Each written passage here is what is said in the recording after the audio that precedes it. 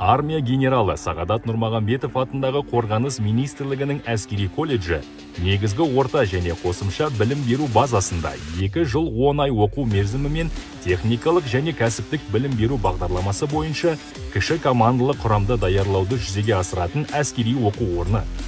Сағадат Нұрмағамбетов атындағы әскери колледжге 15-17 жас аралығындағы азаматтар оқуға түсуге құқылы. Колледжде оқу тегін. Ұландар жатақханада тұрады және қажетті заттық мүлікпен қамтамасыз етіледі. Азаматтардың түсуі уәкілетті орган бекітетін әскери оқу орнына қабылдау қағидаларына сәйкес конкурстық негізде жүзеге асырылады.